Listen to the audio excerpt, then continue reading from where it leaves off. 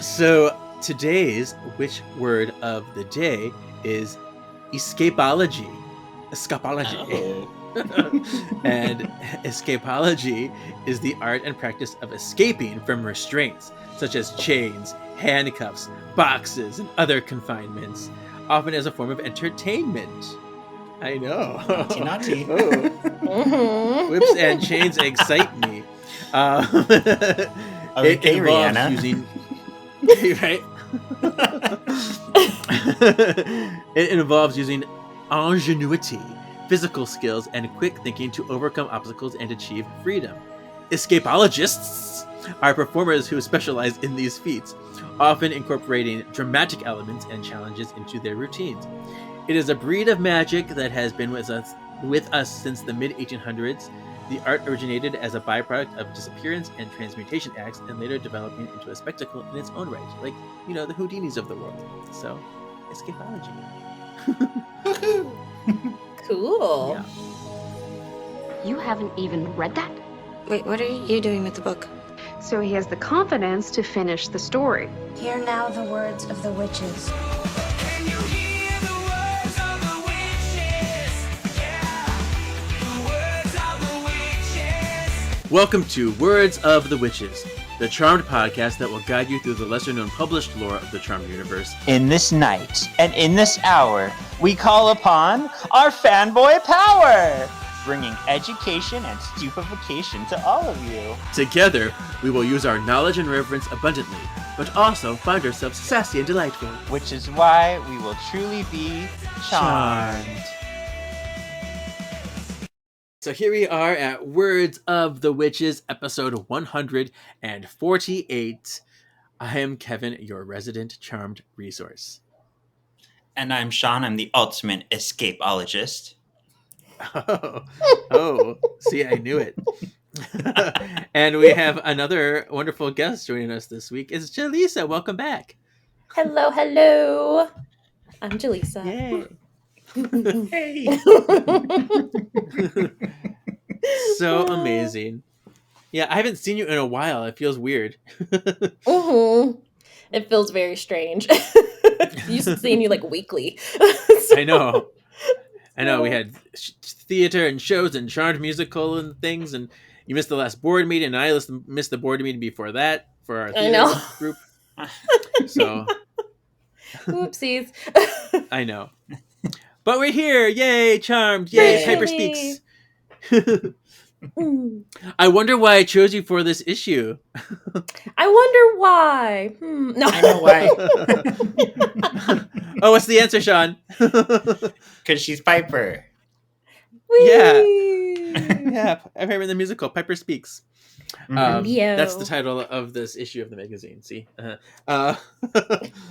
But before we get into that, we had not only a poll last week, but I have the final results of the poll from the week before that.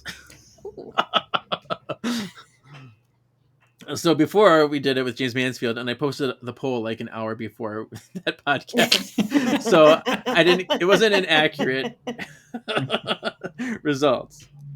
Then when we recorded, I asked, which is better, All Hell Breaks Loose or Morality Bites? And back then, All Hell Breaks Loose was winning. But in the end, I think it was reversed. So, yeah. So in the end, 159 votes for Morality Bites, 52%, and 149 votes for All Hell Breaks Loose, 48%. So still very close. Wow. But Morality Bites won. Yeah. Yeah. I remember I did the poll. I just can't remember which one I voted for. I think I voted for Morality Bites just because it was just, I don't know, interesting. Yeah. And that blonde wig, let me tell you. Yes. Yeah, strange. Very weird. On YouTube, I posed the question as well, and similar results: 56% Morality Bites and 44% All Hell Breaks Loose. Wow. All over dog poop. I know. What did you buy? Judy, we weren't out of that. No, I stepped in it again. That man has turned our front walk into a piping minefield. All over poop. I'm just like, I can't. All over poop. Pick up your poop, people. Yep. Yep. So this week the poll was, which of your top 4 baddies that the magazine listed is your favorite, and your options were Shax, Barbas, the Source, or Balthazar. I think I said Barbas. What did you say, Sean? Balthazar? I think I said the Source because you look like Chester Source. Bennington. I think I voted for Balthazar. Okay. I think. Just because he's hot. Not according to that last magazine. I know, right? Oh my gosh. They were so rude to him. And before I get into the results, I had some funny comments. Our friend Nugent says, Shax was hung. Let's talk about it. He could throw me through a wall any day. I mean, that is true. I mean, yeah. Yeah. And then Deeks Bogard, Geeky Writer 99, wrote, because I put top baddie, and he says, you mean like want to get topped by, right? Fair. Yeah. Like, our naughty listeners. I'm glad we're not naughty, Kevin, just our listeners. Not at all. I know. So the results on Instagram were Shax and the Source tied at 19%. And then Balthazar got 61 votes, 22%. And then Barbas won at 112 votes, 40%. Isn't it pronounced Bobbers? Barbras, please. Bobbers, please! Oh, that was such a funny episode. On YouTube, Balthazar got the least at 7%. Then Shax at 18%, the Source at 29%, and then Barbras again at 46%. Wow. So we have our manner keeping section, but I have nothing for manner keeping this week. Yeah. Anybody else have something to say? I think we're good. Mm-hmm. So let's get into our magazine. Silence.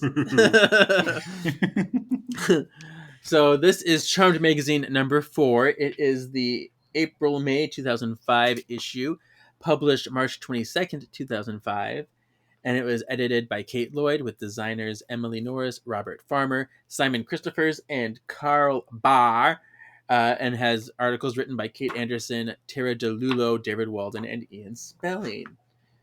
Yeah, and it's a beautiful cover. It says Piper Speaks, and we got Daryl, Holly, Rose, Alyssa, and Brian in there. I like that because of Rose's hair. Yeah, we got the season 5 image of Rose, season 4, another season 5 for Alyssa, season 4 for Holly, season 7 for Dorian, and season 4 for Brian. I like that Dorian and Brian are on there. I feel like they're not usually on the covers, so it's a nice little change. Right. Mm-hmm. It was nice, and I think it was just kind of celebrating, because we do have like the 150th episode celebration, so I think it was just trying to bring more of the cast onto the cover, which is nice. Mm-hmm. Yeah. Well, first off, I'll get this out of the way. I cannot wait until they find out that season 8 gets fucking renewed, because it's all they talk about in these magazines. I know. But I'm I sure don't know once when they it get into happens. season 8, they'll be like, are we going to be canceled? And they'll just talk about that the whole time. And we're like, yes, you are. It's weird because we're like in the future of when these magazines came out. It's like super strange. I know. We already know. And like the people of the show don't know. And we're like, So today you can expect to hear about Holly Marie Combs, the 7-year witch, Charm's 10 most memorable moments, Jennifer Rhodes, a penny from heaven, because her name's Penny. Also, Magic Memories, Gildart Jackson, the Elder Statesman, Noon Orsatti, Fight Club, Ask Brad, and we also have I'm sorry. Hubble Bubble News and Trouble in the news, and then a profile about Cole Turner Balthazar, and you can subscribe. Classic Charmed, we go over an episode, and then director's cut. So we hear from John T. Kretchmer. We have show and spell. We have our quiz, and then what's coming up next. And I'm going to tell you right now, one of these people we talk about this magazine, he could get it. So I'll talk about that when we get there. He could get it. Like, yes, daddy. Get it, daddy. All right, that's my part. Okay. And hopefully his part Is it Noon too. Orsatti? Yes. I talked about him on Hanging with the Halliwells when we were watching the episode. I'm like, there's Noon, because he does show up in the series, like just whenever he needs a stunt person or whatever. I just thought you were saying what time of day it was. Oh, midday, Noon, even. Lunchtime. if you will. Yes. All right. So the news. So, Charmed news. We have the 150th episode celebration that went down. OMG. They celebrated the episode and the first season of the DVD finally coming out. Oh my goodness. After it was mentioned like 5 million times last issue. I was like, okay, enough. I was so annoyed. Wow. And all the special features it has. That's crazy. Oh gosh. Yeah. Yeah, DVD special features. Oh, Right? We have Charmed milestones, which is cool. I gave a little list of important dates in Charmed. So October 7th, 1998, the date of the premiere. May 17th, 2001, the date of All Hell Breaks Loose, where we lost Prue. October 4th, 2001, where Charmed again and Rose McGowan comes. January 19th, 2003 is where Charmed reaches the 100th episode with Centennial Charmed. March 6th, 2005, Charmed moves to 7 p.m. with a series of rerun episodes. I'm trying to remember that. Oh, because they moved from Sunday at 8 o'clock to Sunday at 7 o'clock. I get it. Okay. And then April 10th is when the 150th episode airs in 2005. We have Cole coming back. Julian McMahon returns. Billy Zane is coming, and Rose McGowan played Anne Margaret in that Elvis movie. And then we have Alyssa Milano. She was an advocate for the aftermath of the tsunami in Southeast Asia. She's like, I'm going to support these folks. So that's very nice of her. We had Charmed was the 10th most searched show in 2004. It's like, yes, people love Charmed, so hopefully it'll help us get to season 8. It's an internet hit. And then it just talks about what they kind of were doing, the actors were doing. So Alyssa did a few events and parties and things like that. She had a birthday, a nice private birthday. And then Rose and Drew went to the same holiday party together. Ta-da! Ta-da. And that's the Can news. you say the words Billy Zane is coming one more time? It kind of did something for me. Billy Zane is coming to town. Okay, that got weird, but okay.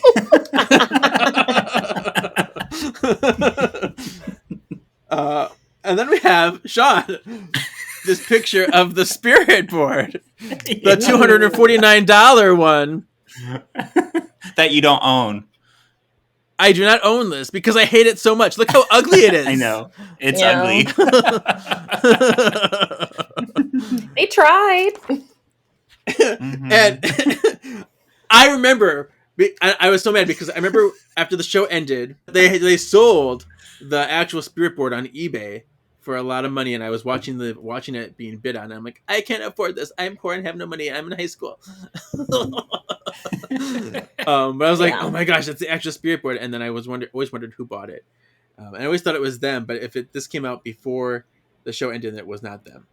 And yeah, they just make it look like it looks like they cut a tree, and like this is the inside of a tree, and then they wood burned the stuff on it. I'm like, this is not even how it's supposed to look. I'm like, ugh. Mhm. Like the inscription on the back looks so decent, but still, it's wood burned, and it's not supposed to be wood burned. It's supposed to be glossy. And so it says right here, 100% accurate to actual prop, canonical. Canonical. Jaleesa, tell us about the 7-year witch. All right.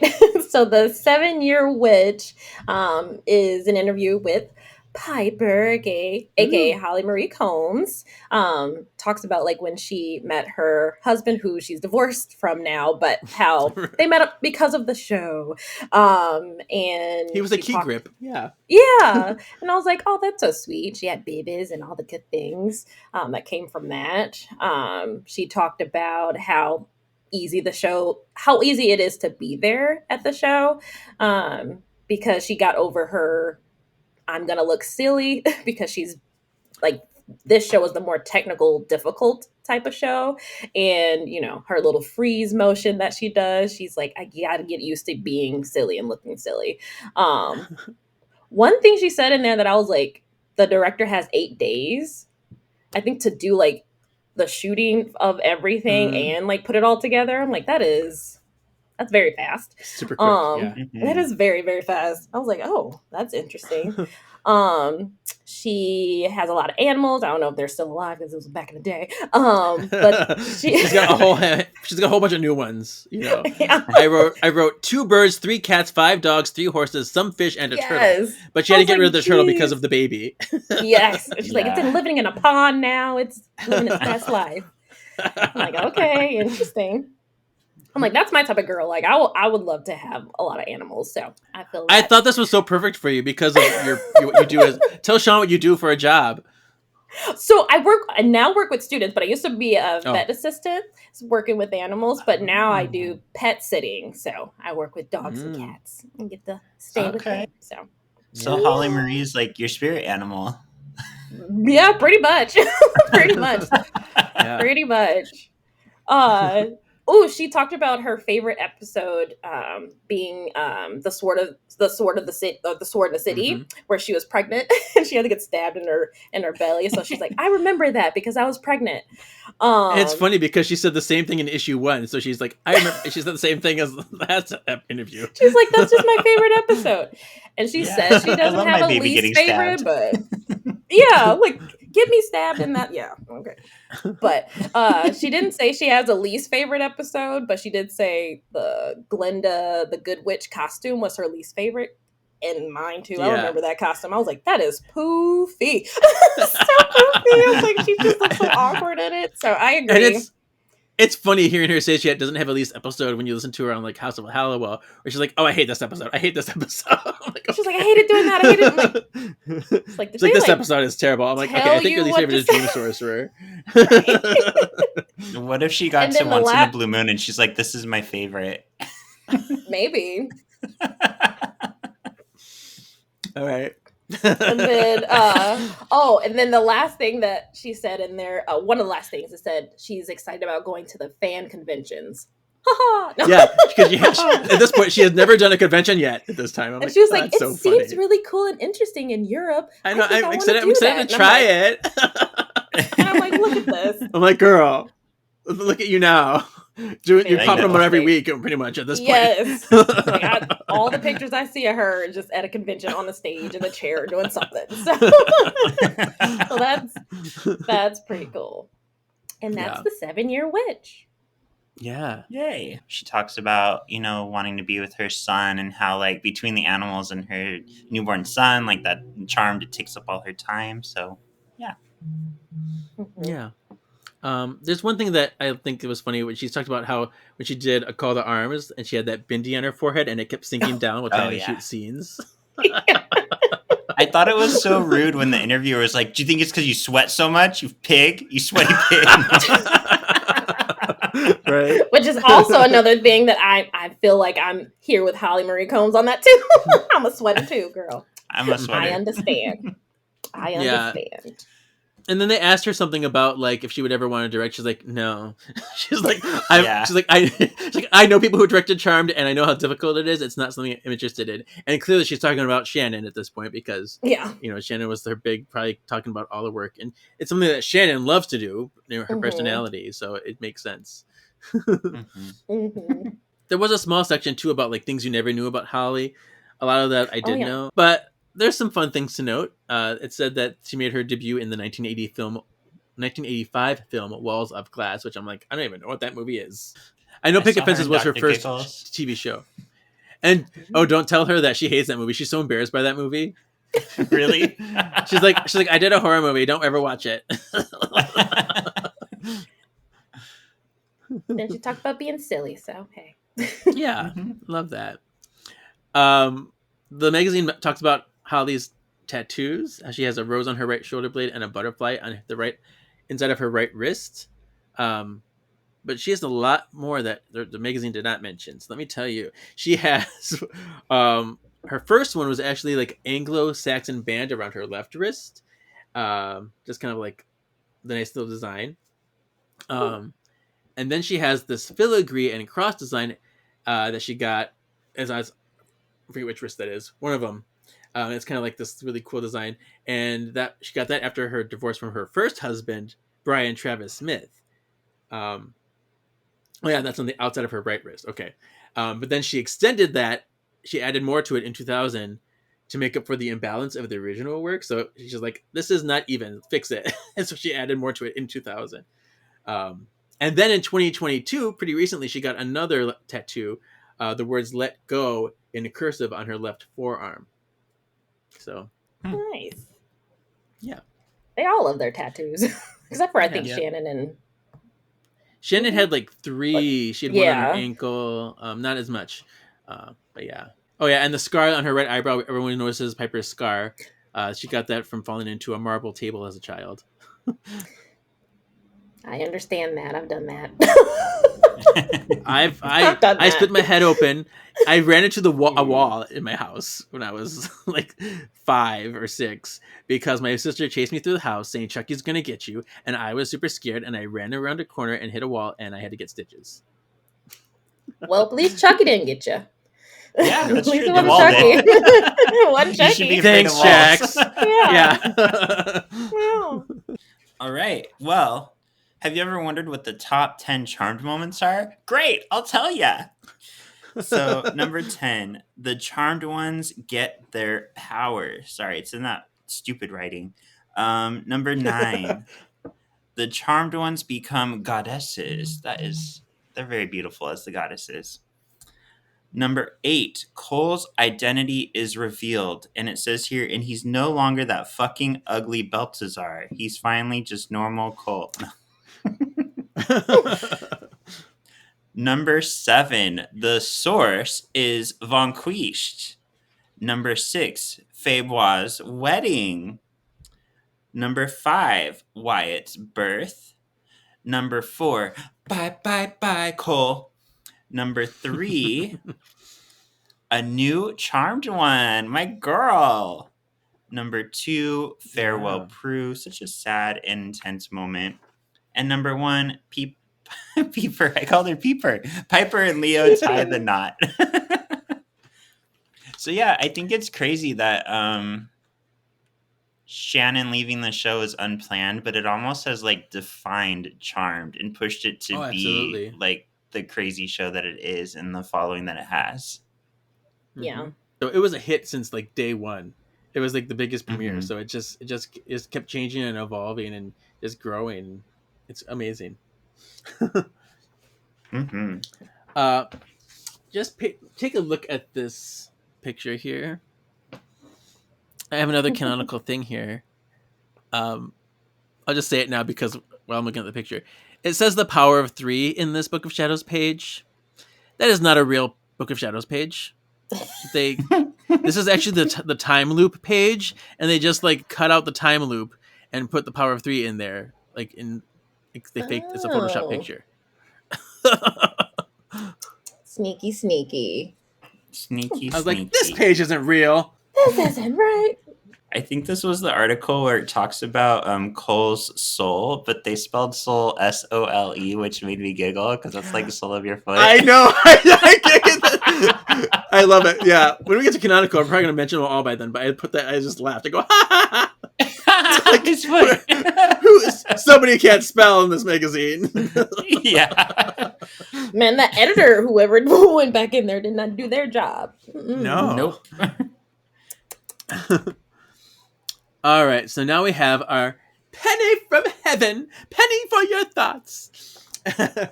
And this is a Jennifer Rhodes interview, and she was interviewed during Cheaper by the Coven when she was on set for that episode, and she has a cold. Interesting. It's so funny because they talked to Holly when they interviewed her during the Bear Witch Project, and she says, "I have a cold." And here they're filming the episode after, and Grams has a cold. How strange. Right. Ooh. And then you go and watch 6 Feet Under episode 5, and Phoebe has a cold. So it just got passed along. Were they all just making out? Maybe. That's the way. So Jennifer Rhodes, Grams, she says she recalls her audition for Charmed, and it was a scene where she introduced a scene where it was a woman comforting her granddaughter. Woman? And she's like, woman. And she's like, "Oh, this is gonna be such a sweet, comforting scene. I'm gonna play this so endearing." And then they're like, "No. She's a flippant bitch. Like, try again." They're like, Grams is very flamboyant and needs to be in control. So then she totally switched it up, and they're like, "Yes, that's it," which is kind of cool. She enjoyed her Farrah Fawcett short hair and black caftan in that 70s episode, her first episode. And she praised Eilish, or as Joy would say, eyelash, for getting a sense of what the actors like. It's like she takes into what we like, but also was appropriate to the time and for what it's going to be. It's very great. So she brought up an idea of like, she's like, "I want something peach," and then Eilish was like, "Oh, I don't know, we'll see." And then there it was, a gorgeous peach outfit for her in when she came back for season 7. And then she told the story about being recognized in Vegas, which I thought was super funny. She's like, "I'm in the Vegas airport and this guy just keeps staring at me." And I'm like, she's like, "Oh my God, what does this mean? Oh my God, what is this?" He's like this 40-year-old guy. And like, she's like, "Okay." And then he came up to her. He's like, "I loved you as Graham." And she's like, "Oh, geez. Thank you." Aw. Because she probably thought like he was some creepy guy like trying to flirt with her or hit her, or was like some like granny chaser or something. And she's like, "Oh, never mind. Okay, good." Like, this isn't a fetish. Yeah. Yeah, and knowing what I know about Jennifer Rhodes, like the way that they like wrote her responses, I can totally visualize her saying it, which is super fun. And she said that some of her favorite moments were when she was able to have a love interest in Necromancy in the Stone, because, being the old grandma age person, she doesn't usually get to have love interests of her parts, which is kind of fun. I'm really glad she got that moment. And then she loved playing the big bad wolf in Happily Ever After.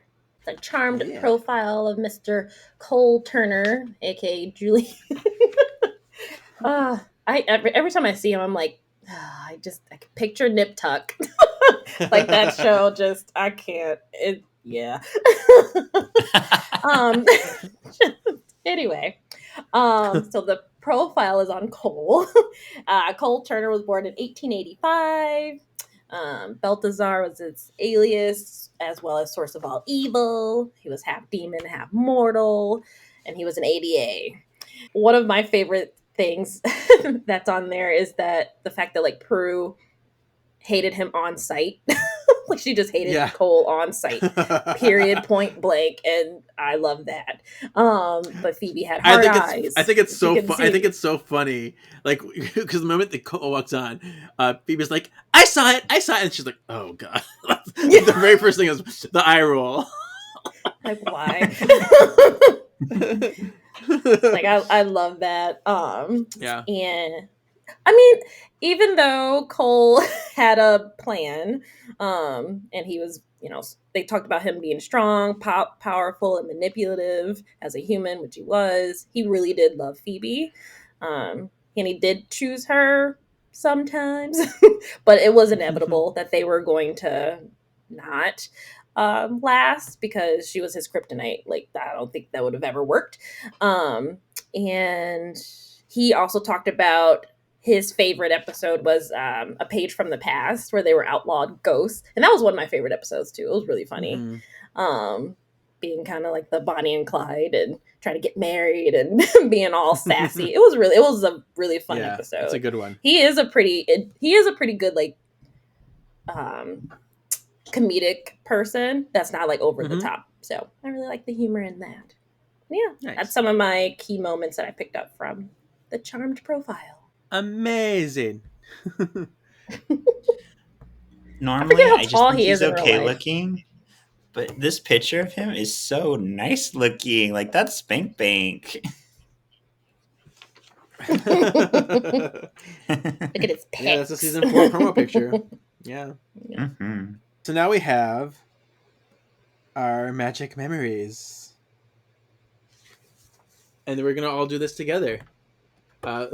This was a collection of like quotes because they asked all of like the crew from set about some of their favorite experiences, and there was a lot of them.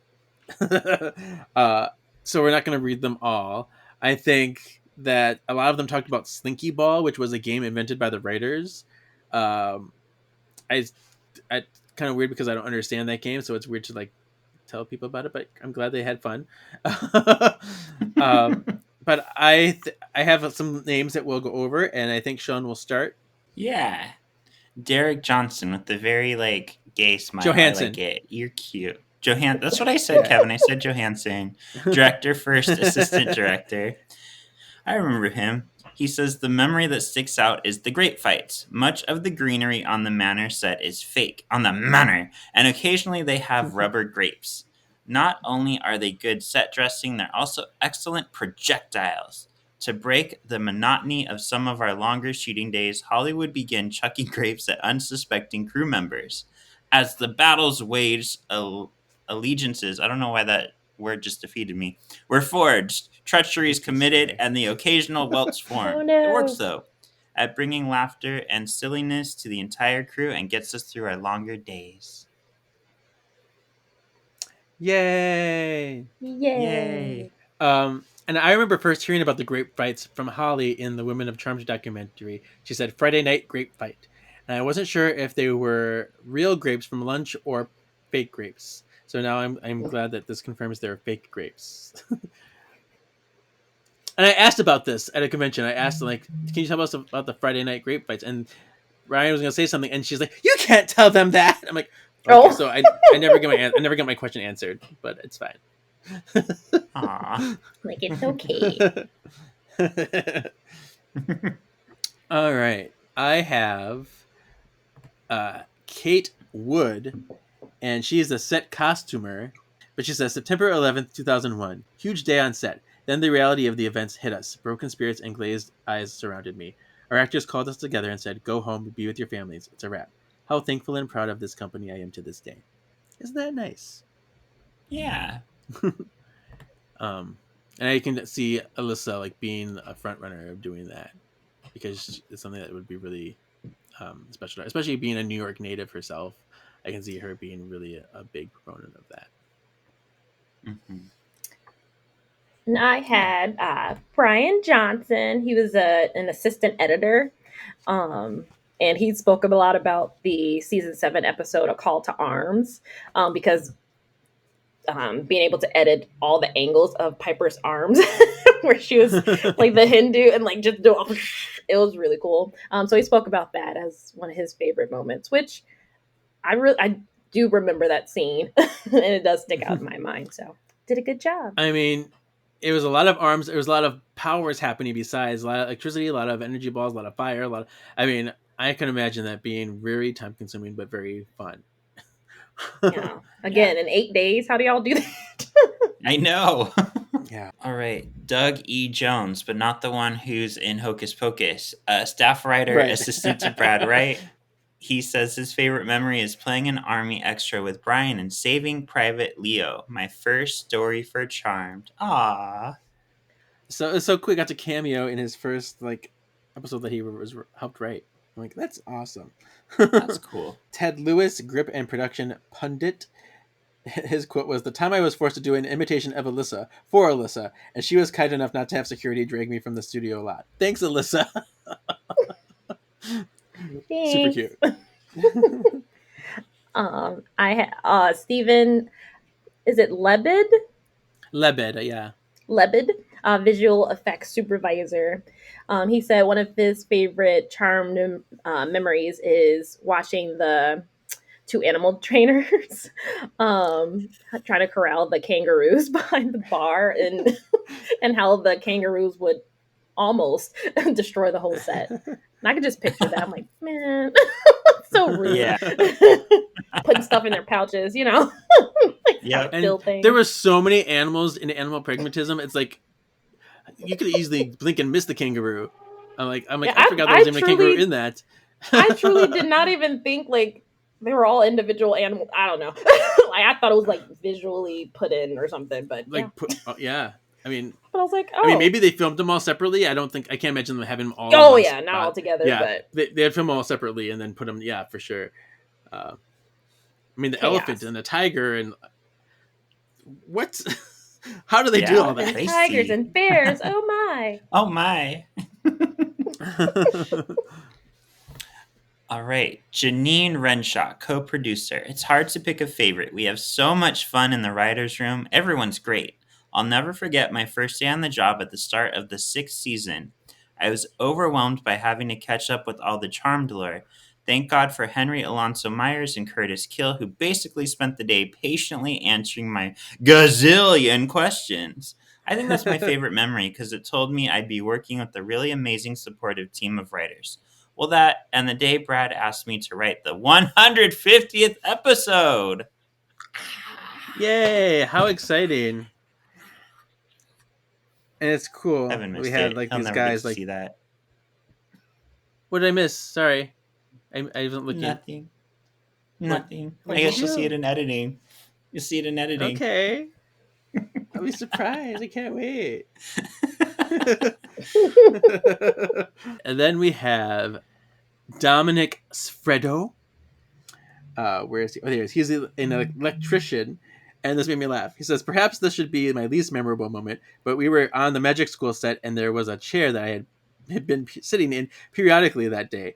Later that day, I found myself near it again, so I sat down, all the way to the floor. It was a breakaway chair that was standing by for a scene. Our craftsmen are good."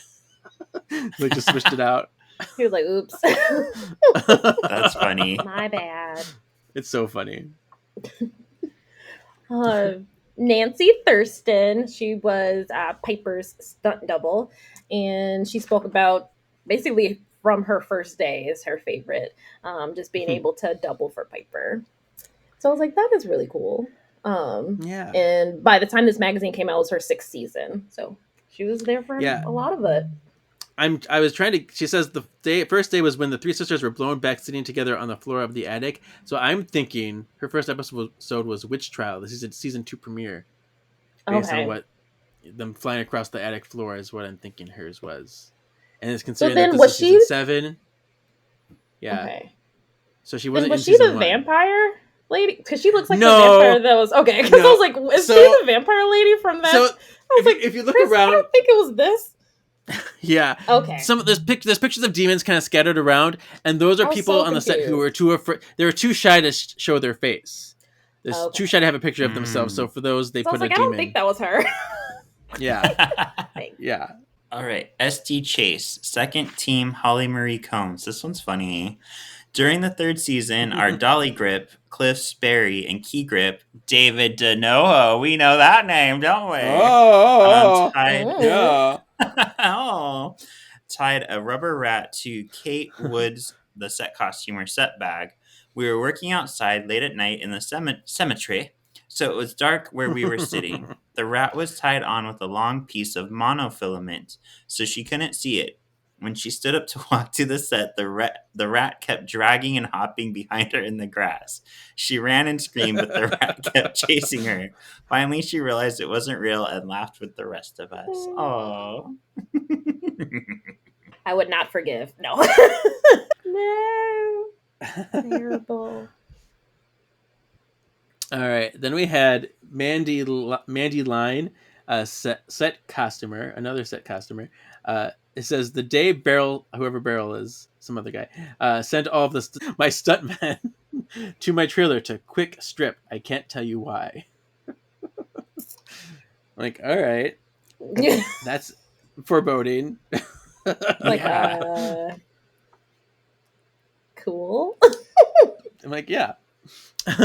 And then last, Peter Chomsky, a producer, he said finishing Kill It Before It Dies, the movie within a movie, in time to project as the movie at the movie theater during the production of the episode. Chick flick is something that stands out in my mind. I did like that. I like the Kill It Before It Dies. I actually would like to see the whole movie. Yeah. I was like, it seemed really sweet and cute, but I did enjoy that episode. So that was pretty cool. Really and truly. So cheesy, so great. Oh, I the think end. you're swell, Sally Mae. Go steady. Hold my Yeah. hand. All right, Sean, tell us about our guy, Gilderoy. All right. Gildart Jackson. This is Elder Statesman. So this talks about how Gildart was born in London and how he had just moved to the States about 10 years before he was on Charmed. And he had like slight aspirations to be an actor, but he was kind of like too afraid to do it. But his wife was in acting. So while she was acting, he was a lawyer in Hollywood. And then eventually he was like, well, shit, I'm just going to give it a whirl. And he started being on shows like CSI and some little shows like that. He was also on, as if CSI is a little show that's been on for like 50 years. And he was also on Stargate. But he talks about how he enjoyed playing Gildart, right? How he enjoyed playing what's his name? How come I can't think of it? Um, uh, Gideon. The man You who wants to always kill a forget. baby. Gideon. Every week you forget. I Man know. who will I kill a don't know. baby. Man who will kill a baby. That's what Gideon means in Yiddish. Yeah. So he talks about how he enjoyed playing Gideon, and he didn't know where his role was going at first. He didn't know he was going to be the villain, and he suspects that neither did the writers. And they asked him what his favorite episodes were, and he really liked Crimes and Witch Demeanors and the It's a Bad, Bad, Bad, Bad World 1 and 2 because he had a bigger role in those. We'll talk more about Crimes and Witch Demeanors and why that is later. He actually defends Gideon for wanting to kill Wyatt. He's like, well, if Gideon doesn't kill him, the sister will have to do it later. Someone's got to do it. So he's on Gideon's side. I'm sure he's biased, though. Yeah. And he was kind of teased that even though Gideon died, other villains have come back. So there's a possibility for him to come back. But, I mean, we'll see how that turns out, I guess, when we watch season 8 19 years ago. Yeah, I think it was funny. He said that, yeah, a lot of Crimes and Witch Demeanors was without the girls because I guess the girls needed time off. He's like, yeah, Mhm. I just mostly worked with Billy Drago most of the time, but it works, I guess, because he said he's only like working for like 5 years before he got Charmed. I'm like, that's such a short time. Wow. Tell us the Gideon's appearances. Sure, he was in The Legend of Sleepy Hollowell, The Courtship of Wyatt's Father, Spin City, Crimes and Witch Demeanors, Witch Wars, and It's a Bad, Bad, Bad World episodes 1 and 2. Yeah, it seemed like he was in so much more than that. That's only like 6 episodes. Yeah, that's And not I think a it's lot. because his presence was like talked about. Even the episodes he wasn't in, he was still referenced. He was still, kind of a part of the plot. Okay, so where's my book? I have Fight Club, Noon Orsatti. Oh, it's lunchtime in here. All right. So Noon Orsatti, he is a third generation stuntman. His dad Ernie had him take over near the end of season 1. So before Noon became like the main guy, his dad was working on Charmed, and he left I think around episode 19 of season 1, and then Noon took over. And he said that every new season of Charmed, the stunts became more frequent. And it was funny. He said he like TiVo'd. That shows you another time thing. Oh, I was like, TiVo. Yeah.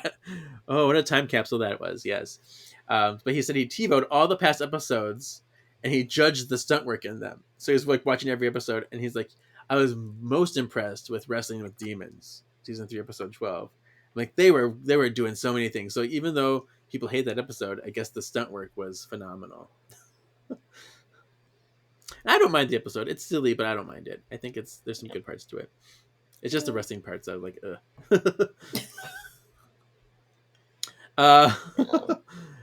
he said he wanted to give Nancy Thurston, who we talked about earlier, Piper's stunt double. She's like the queen of high falls, so he's like, I really want to give her a high fall before we end the show, and I also want to do a really good car chase because I'm a car chase aficionado. I don't know if he did all those. He did a car chase in season 6, but he says that wasn't a good one. So I want to do a really good one, and I don't think we ever got to that. I don't think so. The high fall, maybe, you know what? I bet you they got to do the high fall in Run Piper Run. I mean, Holly didn't fall, but they did have some high fall, like people being thrown out of buildings and stuff. I wonder if that's when they did it. Oh boy. Yeah. So that's all I really have from this interview. I do want to tell you though that since 2017, Noon has started working on, like much like Eilish, on Marvel. So his first movie with Marvel was Spider-Man: Homecoming, but he also worked on Black Panther, Infinity War, Endgame, Falcon and Winter Soldier, Hawkeye, and Thunderbolts, aka New Avengers. So he was working on all those movies doing stunt work. Wow. Yeah, so he's still very active. He's cute. That's it. Okay. I have to give you a list of the episodes that he appeared in, so you can go look for them. Yes. Classic Charmed is relive the magic of Charmed again. Yes. Season 4, episodes 1 and 2. It originally aired in the US October 4th, 2001, and then it aired 2 days in the UK, September 28th and October 5th, 2002. And in this, it talked about how we're grieving and they're charmed again. So we lost Prue, and then we're seeing the aftermath of that in the next episode and seeing how the sisters are just grieving, and like Piper in this just killed me. Just like remembering that episode. And I kind of like remember it as like the official goodbye and the official hello. So kind of saying goodbye. One of my favorite lines is from Piper, like one of the lines that's in the magazine from Piper was, how could you save me and not save her? Don't you understand? You healed the wrong sister. You healed me because I'm your damn wife. You should have healed her because she was the best. Ugh. Yes, except that Yeah. quote is wrong. That quote is wrong. I know it's wrong, but I wrote it from what else in the magazine. No, I know. But I loved That's what I it. meant. It ends correctly. The end of it is right. Yes.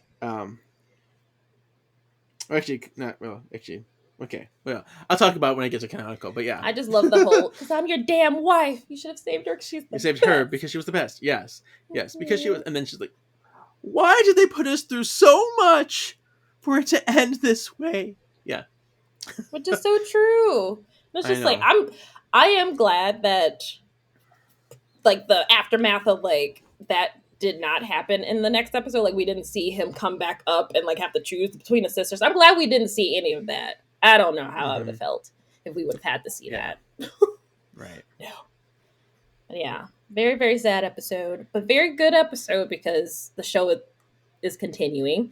And I feel like it was one of the best acting that, Oh my gosh, all the time. Yeah, like, just, it was beautiful.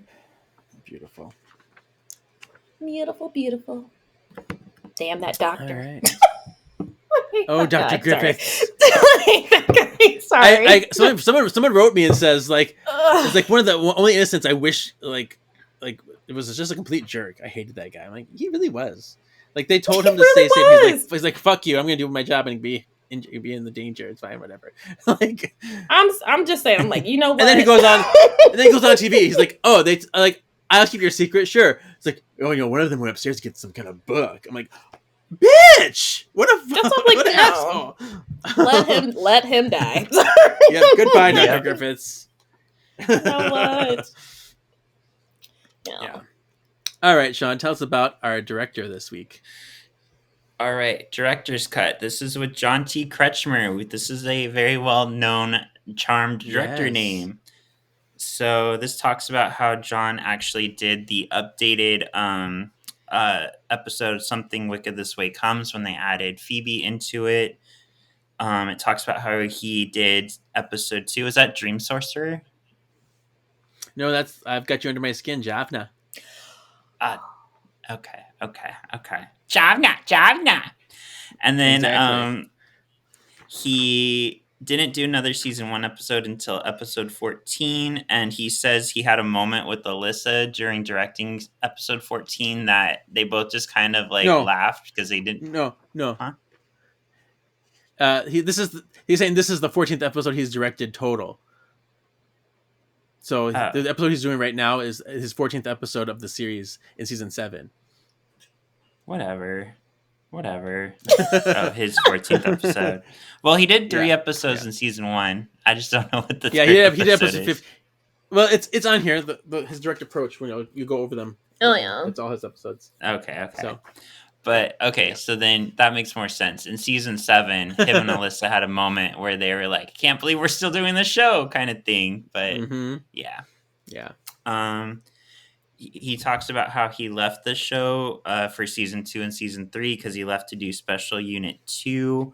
So coming back for season 4 was a shock because not only were a lot of the people behind the scenes new, but also Shannon was gone and Rose had come in. And then I just accidentally zoomed in on Alyssa Milano's stomach, but I don't mind at all. Let's see here. So he kind of talked about too how, he was also doing shows like One Tree Hill and like very teeny bopper shows. So those had much slower dialogue, much slower directing. So during Charmed was more fun for him because you have people delivering lines faster, doing crazy stunts. Everything was just faster. And he says he really noticed how, like, by season 4 working on the show as compared to season 1, he feels like the actresses really came into themselves because, like we talked about earlier with Holly, they're doing these stupid things, like doing things that you feel silly doing, but it really endears you to each other as actors because you can kind of laugh at each other. So he noticed how like they really came into themselves, which also helped the characters. This is where he talks a lot about continuing from the earlier one where he had to kind of figure out crimes and witch demeanors because the sisters weren't going to be there. So he talks about how he had them for a day out of like the 8 days. So he had to plan out, how do I get all the shots I want of the girls before I lose them? And a lot of times in that episode, when you do see the back of the girls' heads, it's their stunt doubles. And he gave props to Billy Drago and Gildart Jackson for being such great actors and knowing where to look and how to deliver to someone who's not there in a lot of that episode. It's pretty amazing that they got it the way they did. Let's see. He says, Forget Me Not also holds a special place in his heart because he got to design and like plan out a dragon, which for some reason he never got to do on The West Wing or The Sopranos. I don't know why. Right. And then this Doesn't was kind of fit? cool. What? So, what? In San Francisco Dreamin', I guess they, the actor that they had ready, Red Buttons, which is like, that's an awesome that's a name. name. I feel like, in Scooby Doo the Kids, they always like would hunt after Red Butler. This reminds me of that, Red Buttons. Yep. So Red Buttons like couldn't do it all of a sudden, so he's the one who found the actor Henry, what was his name? Henry Gibson. Because they were like longtime friends. So he brought Henry in. So thanks to him, we got the Sandman that we got. Let's see. I did think it was funny when he was talking. He used some very like choice words, because he says like that's just an easy way to peg someone, and then the next line is like it proves his versatility. So he's verse and likes to peg. Okay, there you go. Yeah, there you go. And I think that's it. He just like he wraps up with like, and this is a good point. This show is on for at this point 7 years with 22 episodes, give or take a season. So he's like, I don't think people who aren't working on this show understand how hard it is to keep doing interesting stories and keep people interested after 7 years. I think that is props to the whole cast. Mm-hmm. Yeah, he said since he directed for like a lot of TV shows, like a lot of well-known TV shows too, like One Tree Hill and Veronica Mars and Buffy. things like that. Yeah, Buffy, and yeah, he says he adapted to each show's tone and dynamic. So it's really cool that he gets a feel for what the show needs, based on their mood. Like that was super neat. Mhm. Because he doesn't go in like trying to do his own thing. He's like, I'm gonna do what the show is telling me it needs. Like that's great. Yeah. And he talks about Special Unit 2. I loved Special Unit 2 when it first came on. I was obsessed with that show for like it only lasted like one season or half a season, but it was super fun. Do you know what that is? Anybody remember it? Oh my gosh, it was like there's like these two cops. It was like, and it's kind of like what Torchwood did. It's like Torchwood was like they did like these people that investigated like the supernatural stuff. So these two cops, kind of like a buddy cop. It was a man and a woman, and they would go and do supernatural stuff. And then they had like this third like dwarf character that would help them. But it was very funny, very goofy. I like to see it again. I barely remember it, but I liked it a lot. So it's cool that he was on it. And then I do like what he said about Shannon too, that he always loved Shannon. And he says that she was a wonderful actress and consummate professional. And if you watch House of Halliwell, because he was on for their first episode, he talked about how much he loved Shannon, and it was really nice. Sean, give us his direct approach now, all the episodes that he directed. All right, from season 1, he did Something Wicked This Way Comes, I've Got You Under My Skin, Is There a Woogie in the House? From season 4, he did Bite Me. Season 5, he did Happily Ever After and San Francisco Dreamin' and Baby's First Demon. Season 6, he did Forget Me Not, Use Karma, and I Dream of Phoebe, Crimes and Witch Demeanors. And season 7, so far, by when this came out, he did The Blair Witch Project, Once in a Blue Moon, and Charmageddon. Charmageddon. Yes. And so he did, The and he sigh. did the sigh. I know, and he did end up doing 3 more episodes after this. After this magazine was put together, he ended up doing Death Becomes Them, 7/21. He ended up doing Rewitched, which was season 8, episode 5, and then he did The Last Temptation of Christy, season 8, episode 15, which we loved that episode, John. Oh, well, that makes sense. That was him. Yeah. Okay, so now we're into Charmed Letters. So I'll just read a few of these. The first one was the Star Letter. It says, "Cut out and keep. Encloses my Phoebe paper doll set. If you need to be told that it's Phoebe, then the art isn't as successful as it hoped. Oh well." This project, as well as the original costumes, were inspired by the show. I believe and hope that it is unique and will make a good addition to your column. I think it's super cool. Like she made this paper doll set. It looks like she even made like a case and everything for it. I'm like, how neat. I remember the paper dolls. Yeah. That was Diane Salter from Glendale, California. So kudos to her. And it looks like her, like the art is, it looks like she like almost painted it, like watercolored it or something. Like, wow. Yeah. And then we have this one that says, "Hopelessly Devoted. Hi, my name's Jessica, and I'm a huge, actually beyond huge fan of Charmed. These are my signs of addiction." I'm like, have you met the biggest Charmed fan yet? I don't know. Like, let's debate. Okay, but it's fine. I'm glad you're a big fan. She says, "I have all the Charmed novels. Check. I have my own Book of Shadows, which I made myself. I didn't make it myself, so cool. I buy clothes which look like the Charmed ones worn by the Charmed ones. I subscribe to Charmed magazine. I didn't do that. I didn't subscribe. I just bought them every week. I just went to Barnes & Noble. When Charmed magazine first came out, I didn't have any money with me, so I got down on my hands and knees and begged my best friend to buy it for me. Whenever I see a magazine with somebody who's in Charmed on the front cover or one of the articles, I'll buy it. I talk obsessively about Charmed nonstop and annoy all my friends. I cry if I ever miss an episode. Please, please, please show this letter. First of all, you miss an episode. What? Like, Right. Plan better. Plan better. I cried when I missed 2 minutes of an episode. I was on the way. I'm like, we gotta get home. Come on, we gotta get home. I was like at orientation for high school. I'm like, we cannot miss it. So I missed I actually missed like the first 10 seconds of it, and I was so distraught. I'm like, I don't know what happened those 10 seconds before. But it's fine.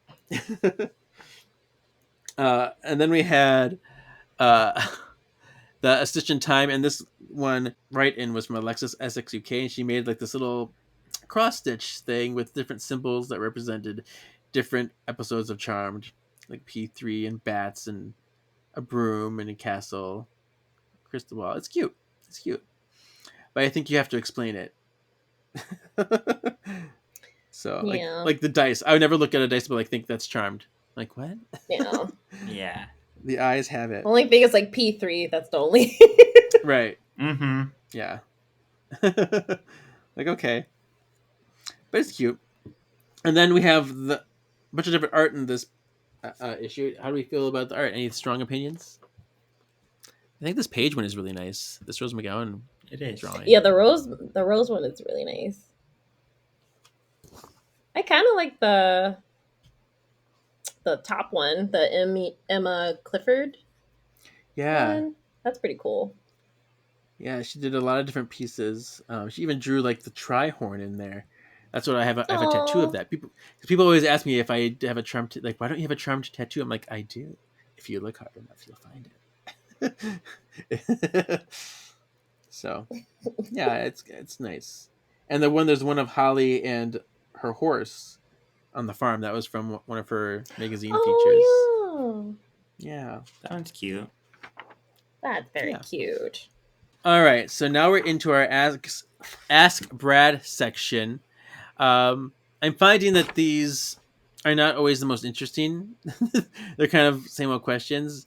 But is there anything that, was notable for you in any of these? They asked if season 8's coming out, if it got renewed. Right. He's like, I don't know yet. I like he said that charisma was underused in her first couple episodes. So I'm like, yeah, that's right. Aw, At least he knows. Mm-hmm. that's really nice. Okay, where's the one I want to see? They ask him like, what would of all the characters you've created, what is the character that most resembles you? Oh. He says, yeah, he said blase da, like, yeah, I am this little bit me in every character, which I guess is true. But he said if he had to pick, he says Cole is the fantasy version of a character that resembles himself. He says, I love to say Cole because he's handsome and dashing and strong and fabulous. I'm like, that's not you, bitch. But I'm like, okay. No. He said fantasy version of himself. Right, exactly. Because at first I said, and he's like, but that wouldn't be true. I'm like, okay. At least you're self-aware enough to know that that's not true.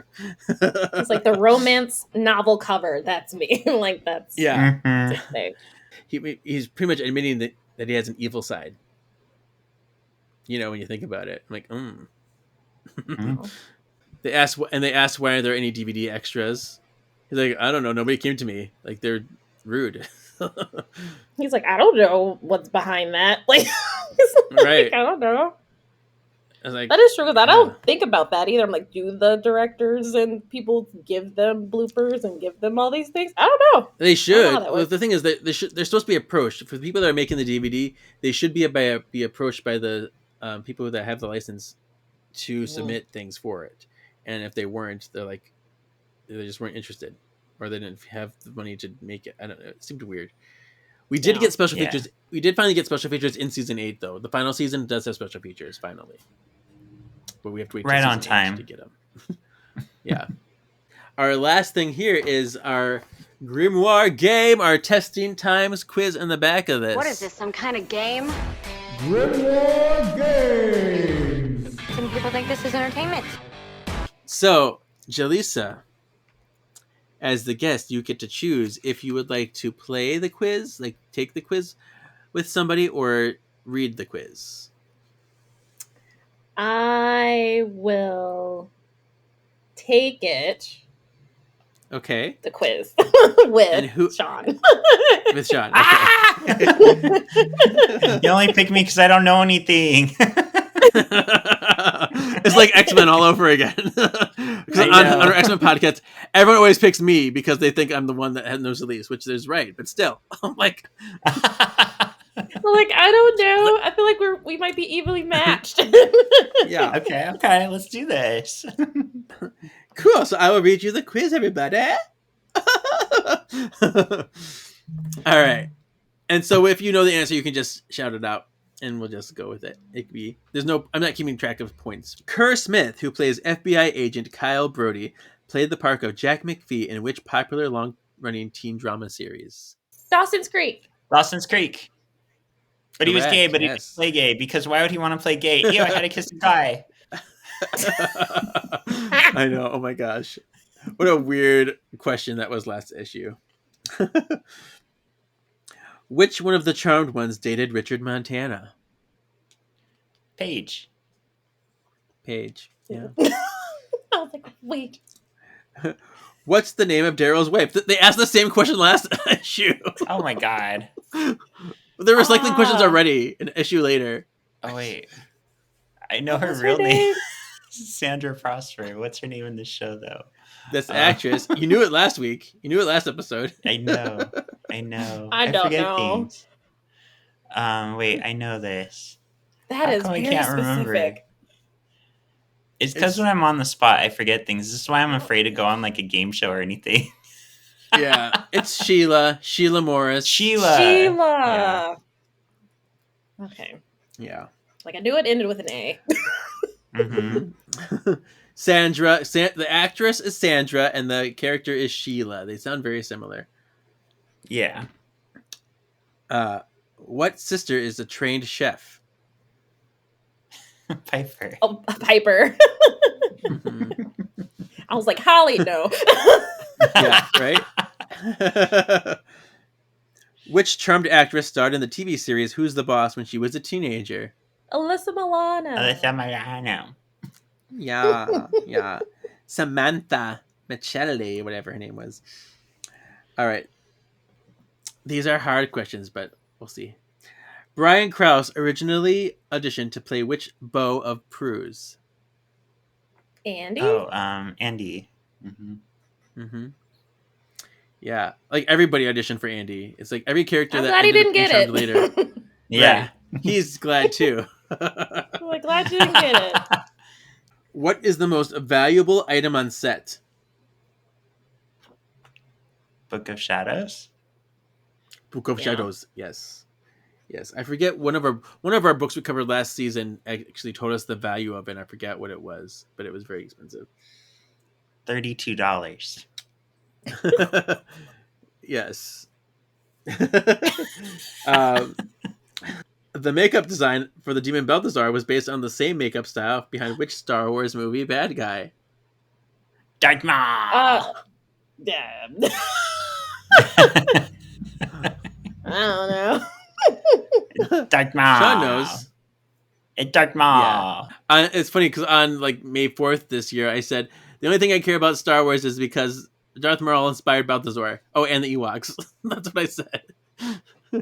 And then you sent a picture of an Ewok in the style of Darth Maul.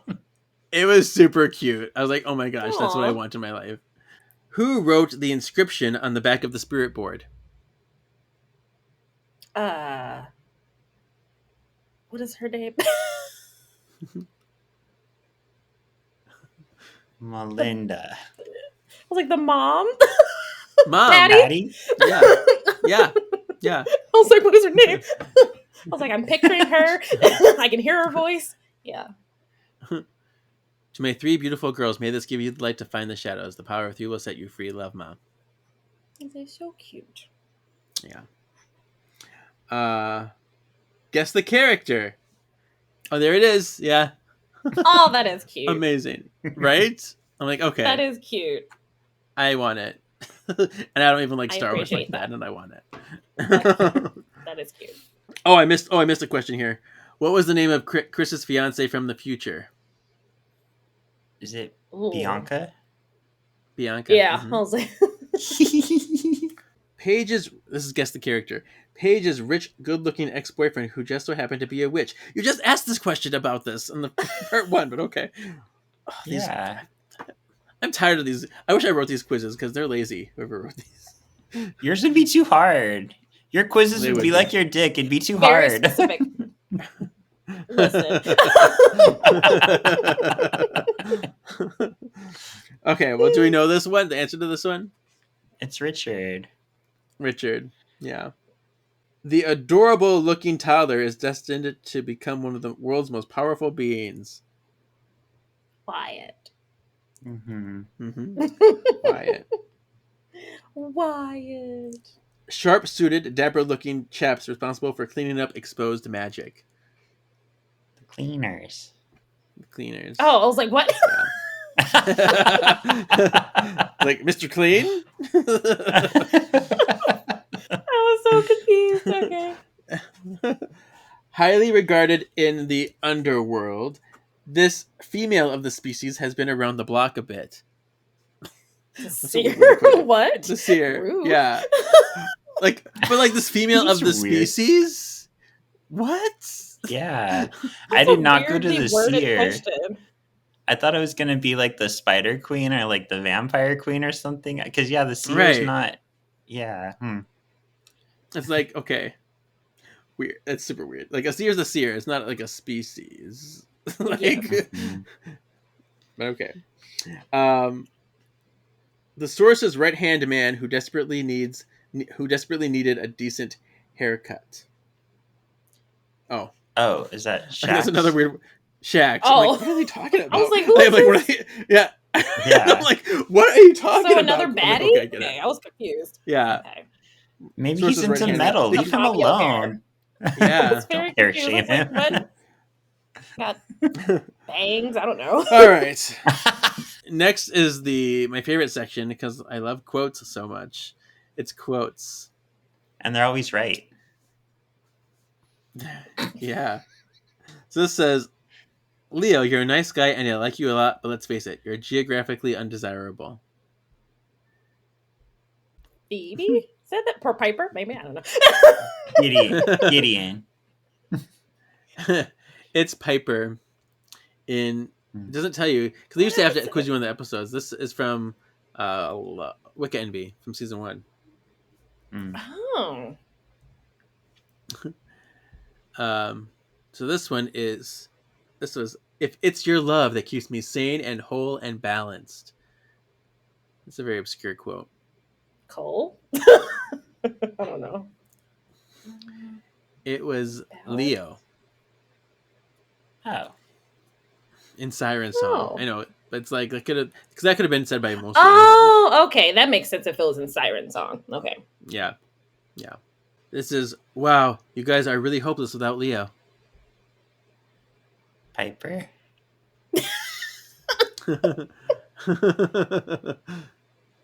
It was Chris.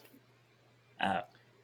Chris and Oh My Goddess, because they're like all Oh. lunching about like doing nothing and Oh yeah, I Okay, do you- remember he came in. I was like, what Yeah. what is this? What are y'all Mhm. doing?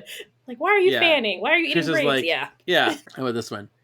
This is either somebody's idea of a sick joke or somebody's working on a massive evil plan. Massive evil plan, Phoebe. Yes. When they were yes. deaf, right? When she was deaf. Uh-huh. A Sense and massive evil sensibility, yeah. plan. Yeah, exactly.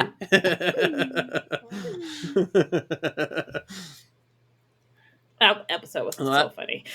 So funny. It's one of my favorites, like top 5 It was episodes. so funny. For sure.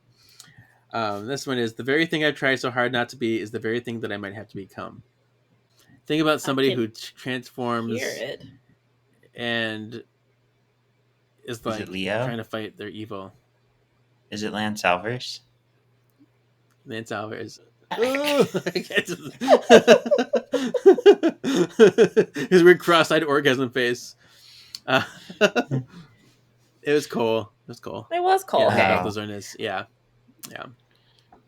All right, so then our final section is spotlight on Drew Fuller. So, in which episode did Drew make his charmed debut? Oh, what's Oh, it I can called? picture It's him the coming with last- the glasses. What is it? Yeah, it's the season 5 It's finale, right? Mm-hmm. So He's it like- is it Oh My Goddess? Oh my goddess, yeah. Oh, it was that one. Okay. I was like, 'cause Yeah. I remember him coming in like this and shooting things. Yeah, Glasses or because something Paige like was that. Paige was turned to stone, and he's throwing potions at Maida, the Titan. Yeah. Like, who are you? It's like, Was get that down. when they You're gonna couldn't pull a figure out if Cyclops. Get Chris was the down. son? Yeah, I was like, what? Why are you flirting with your aunt? It's so weird. Okay. Drew appeared in a TV commercial for Pepsi alongside which pop princess? Britney Spears? Yeah. Brittany, right? I'll Yeah. assume. Britney Spears, yeah. The joy of Pepsi, yeah. That one. I think that was one he was in as like an audience member. I love him. Drew Fuller is cute. He's very cute. He was on Army Wives, if you guys ever seen that. He was. Love that. I never watched And he's it. doing a podcast about Army Wives. About it. Yeah. He's like, my Oh. Charmed was so successful, I'm going to start another one. He's doing 2 podcasts simultaneously. He's addicted, John, like us.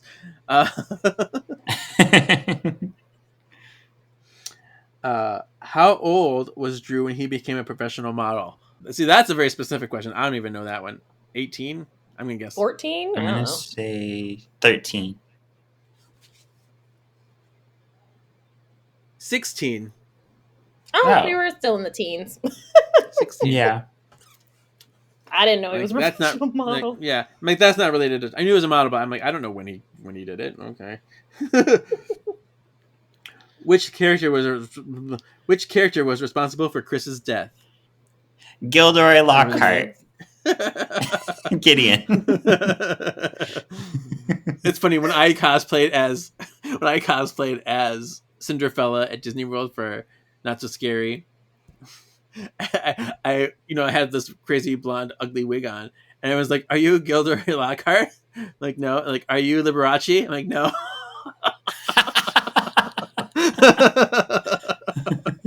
Like, no, you won't guess. it was fun. It's fine. Yeah. People, once I showed them the shoes, they're like, "Oh." And then Drew appeared in a music video for The Calling, but can you remember the song title? That's easy. It's Wherever You Will Go. Yeah. Oh, I looked at the answer. Oh. that's why I was easy. I made a Charmed music video to this song or something. So Wow. I was listening to it all the time. It was very much of the times. So yeah, there's the quiz. So now I'm going to talk about put that in my canonical hat. Canonical. Some of these we talked Canonical. about canonical. Some of these we talked about during the course of the issue, but I'm going to go into the detail. So first, the SOTA Spirit Board is not 100% actual prop. We talked about that. In the Holly interview, the writer David Walden, he misspelled Glinda as Glenda. Made me mad. Oh. But Glenda. I'm like, that's not her name. It's Glinda. They call her Stacy. That's not the same. They come in, right, exactly. That's not my name. Yeah, so I was like, all right. And then I put the Book of Shadows page that I showed you earlier. It's a fake page because they modified the time loop page to say the power of 3. In the Jennifer Rhodes interview, she's like, yeah, I did an episode where I had to say this and this and this, and she was paraphrasing her quote. She didn't say it correctly, but I'm okay. I forgive her because she's paraphrasing. But I said something like, we can do anything, darling, we're witches. But the actual line is, we're witches, dear, we can do anything. It's a very iconic line. And then they also had in that section, they had a Graham's quote. They misquoted the quote. They put, men are like utensils, you use them, wash them, and throw them in a drawer until you need them. But it's supposed to be, need them again. They missed the again. Need them again. I put, Cole had a heart and soul. SOLE. Ha ha ha ha. That's my favorite. Heart and soul. we Tickle, go. tickle, tickle. And then in the memories of, when they had the crew list of favorite memories, Michael Zufelt said that animal pragmatism was episode 43 when it's actually episode 35. So I was like, Again, who is the editor in this magazine? Well, I mean, but that was like a quote from the crew member, so the crew member just didn't know, I don't think. All right, and then that charmed again quote that we kind of talked about. So in the magazine, it says, "How could you save me and not save her? Don't you understand? You healed the wrong sister. You healed me because I'm your damn wife, and you should have healed her." So the actual quote is, why didn't you save her too? She never says, "How could you save me and not save her?" That was never part of it. So they just added words. That you healed the wrong sister, that's correct. But when she says, "You saved me because I'm your damn wife," when you should have saved her. So she only says healed once. They make it looks like they said healed 3 times. But she only said it the first time. "You healed the wrong sister. You saved me because I'm your damn wife when you should have saved her because she's the best." So our P is for a poll for next week. Another P, imagine that. P is for poll. Is, if you were in Charmed, would you want to do your own stunts? Yes. Rhetorical or not, I'll answer it right now. Right? I think theoretically I would, until like you're actually there at work and it would feel like overtime. Like, I don't have to be doing this. I could be at home watching, X-Men, but it'd be fun. Yeah. And there's some that they probably wouldn't allow you to do. Like, Yeah. I would be for the ones that are like pretty safe. If I can fly around and be on, kicking things in the air and, that kind of fun stuff. I would do a punch here and there. And then all the really scary ones, someone else can do. Yeah, I would definitely love to do a fight scene. That'd be cool. Mm-hmm. Yeah. So yeah. Or you're like, I don't think I'd want to do the ones where I have to face plant onto the ground. That would not be fun for me. No. So I have to think about that. It's like, I'm like, can I pick which stunts I do, or does it have to be all or nothing? Oh, that is true. So yeah, I'll be curious to see what the listeners say. All right, so we reached the end of the magazine then. Sean, tell us what our next issue will entail. So we get to sit down with Rose McGowan as she talks about her favorite and least favorite episodes. We get behind the scenes on the show's 150th episode. We get people talking about if there's going to be a season 8 or not. We get to sit down with Oded Fair and talk about Zenki. Oh, Zenki. What's the matter, Zenku? Chicken. And then we also get Is it a chicken with you? 10 most memorable spells. Oh, and more coverage of Billy Zane's 3-episode story arc as the intriguing ex-demon Drake. Plus, we round up all season 7 action. All right, so that's it. Jaleesa, where can we find you? I am primarily on Instagram, joyful_gem, GEM. Yeah. Yeah. Yay! Yay! Okay, Sean, what about you? You can find me on Shawnee Havoc on mostly Instagram and TikTok, and you can find our other podcast, Solving for X and X-Men Task Podcast, mostly on Instagram or YouTube. Yay! Stuff. Yay! Woot, woot. Yeah, Instagram is where we mostly be. I'm KJEEZY87 for my personal Instagram, and then you can follow this podcast at Words of the Witches on Facebook, Instagram, YouTube. Yeah. And so we'll see you next episode. I keep saying say week, but it's actually 2 weeks. See you in 2 weeks, spell word as your destiny still awaits.